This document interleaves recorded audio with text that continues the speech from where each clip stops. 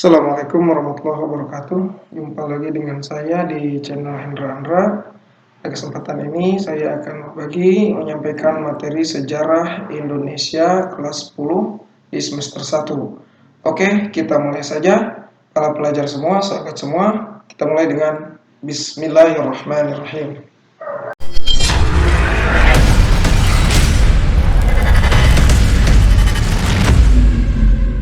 Assalamualaikum warahmatullahi wabarakatuh. Kita mulai saja materi pada kesempatan ini, yaitu kita lihat materinya di bab 1 tentang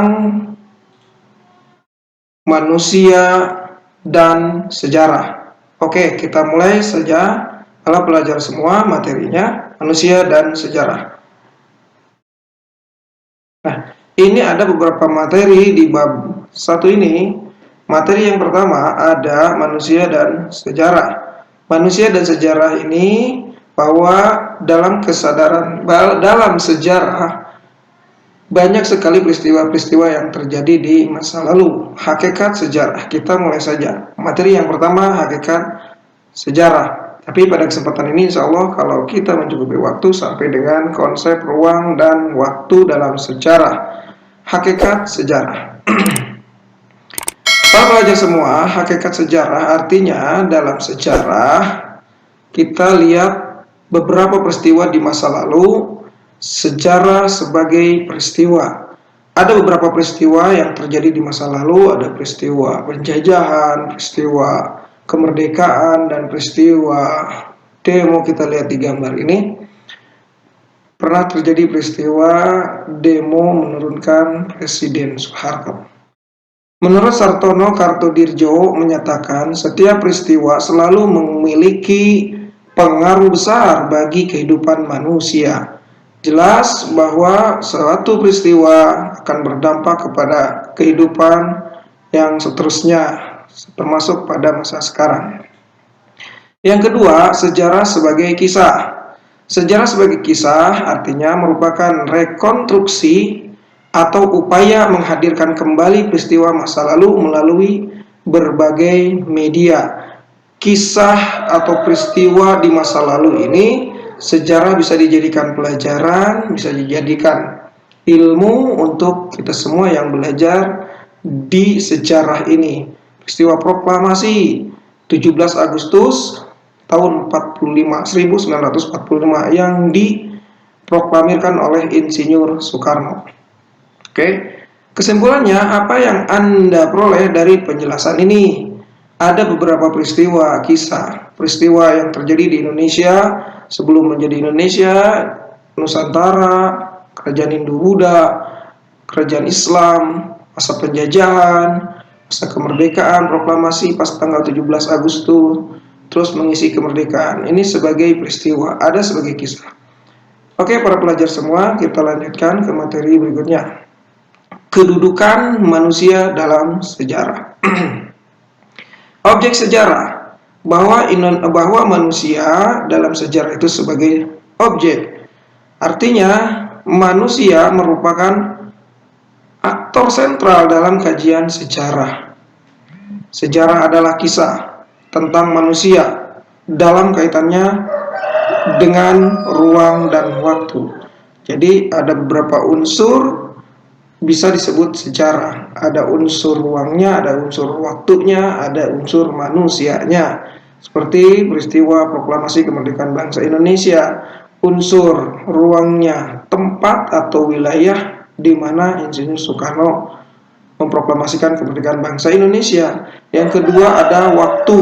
Waktu artinya jadwal, tanggal, jam berapa peristiwa tersebut terjadi.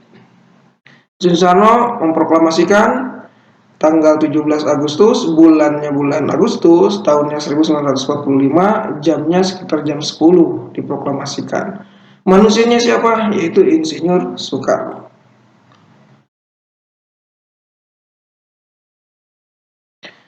Yang kedua ada subjek sejarah. Subjek sejarah artinya manusia berkontribusi dalam penulisan sejarah. Kisah sejarah tidak mungkin hadir tanpa adanya manusia yang meneliti peristiwa tersebut. Sehingga manusia menjadi salah satu subjek yang menjadikan peristiwa itu terjadi di dalam kehidupan manusia atau peradaban manusia. Kisah sejarah tidak mungkin hadir tanpa adanya manusia yang meneliti peristiwa tersebut. Banyak sekali peristiwa-peristiwa termasuk di Indonesia, mulai dari zaman Hindu-Buddha, kerajaan Hindu, kerajaan Islam, penjajahan, itu peristiwa-peristiwa dan diteliti oleh manusia itu sendiri. Oke, para pelajar semua, kita lanjutkan ke materi berikutnya. Ada konsep ruang dan waktu. Kita lihat konsep ruang dan waktu. Sekali lagi saya sampaikan bahwa ruang dan waktu dalam sejarah. Dimensi ruang dan waktu dapat menunjukkan peristiwa sejarah. Sebagai peristiwa yang khas dan unik, kajian sejarah akan selalu terbatas pada tempat dan waktu tertentu. Konsep ruang dan waktu. Konsep ruang artinya tempat terjadinya suatu peristiwa, terus ditambah dengan cakupan pembahasannya. Tadi saya contohkan dalam konsep ruangnya, ruang atau tempat atau wilayah atau lokasi. Misalnya terjadi demonstrasi atau demo di tahun 1998 ketika menuntut Presiden Soeharto turun, atau di zaman sebelumnya ada peristiwa 65, ada G30 PKI, itu peristiwa yang besar. Cakupan pembahasannya tentang apa? Kajian sejarah berdasarkan ruang. Pertama, sejarah kota. Yang kedua, sejarah pedesaan. Macam-macam wilayah, itu kembali kepada wilayah. Kota, negara, provinsi, desa, atau kampung pun sekalipun, itu dijadikan satu ruangan. Para pelajar semua, sejarah, misalnya ada sejarah lokal juga, sejarah Indonesia, sejarah luar negeri, peristiwa perang dunia ke-1, ke-2, dan lain sebagainya. Nah, para pelajar semua, kita lanjutkan lagi ke materi berikutnya. Konsep waktu. Nah, konsep waktu dalam sejarah. Waktu juga ini menentukan, artinya kapan, di mana, bagaimana itu terjadi, pada tepat hari apa, atau jam berapa. Artinya, konsep waktu dalam sejarah ini menandai sebuah peristiwa bersifat unik, menarik, dan besar. Itu bisa disebut sejarah. Misalnya peristiwa Perang Dunia ke-1 atau peristiwa pengeboman di Hiroshima, Nagasaki di Jepang. Yang kedua, menerangkan kapan terjadinya sebuah peristiwa tersebut, berkaitan dengan waktu. Peristiwa-peristiwa tersebut bisa kita ketahui kapan terjadi peristiwa tersebut, peristiwa sejarah artinya. Waktu ini menjadi pembeda antara sejarah dan mitos. Contoh, bisa yang disebut dengan sejarah itu kalau mencakup beberapa unsur. Pertama, unsur manusianya, unsur ruangannya, unsur waktunya.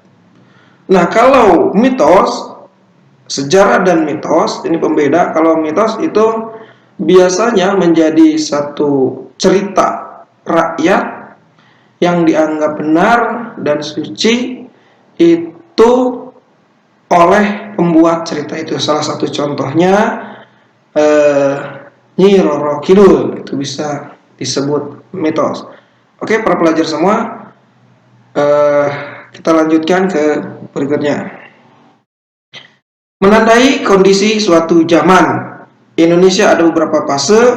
Contohnya Indonesia sudah saya sampaikan tadi, zaman purba, zaman Hindu-Buddha, zaman Islam, zaman penjajahan, zaman kemerdekaan, sampai sekarang zaman Indonesia merdeka.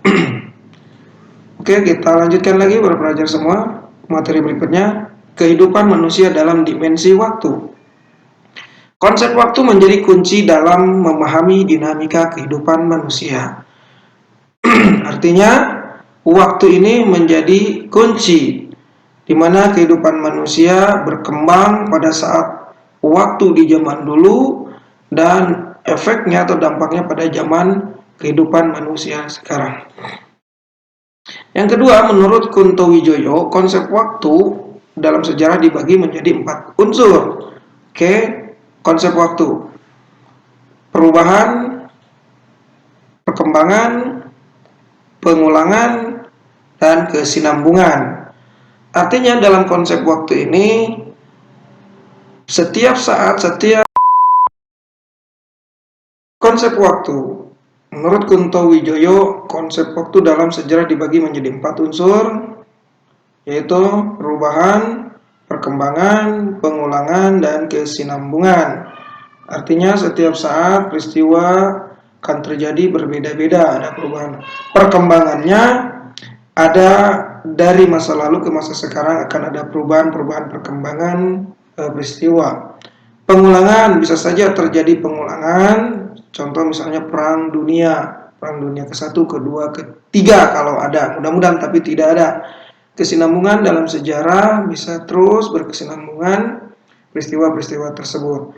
Nah, para pelajar semua, pada kesempatan ini materi yang disampaikan secara umum dan global yaitu sementara kehidupan manusia dalam dimensi waktu. Untuk itu, para pelajar semua, untuk lebih jelas lagi silahkan carilah penjelasan selengkap-lengkapnya terkait keempat unsur tersebut di berbagai media cetak, mau di buku, paket, dan lain sebagainya. Sahabat semua atau para pelajar semua, pada kesempatan ini mungkin itu saja yang bisa saya sampaikan. Semoga bermanfaat untuk kelas 10 di Sejarah Indonesia. Terima kasih dan bermanfaat.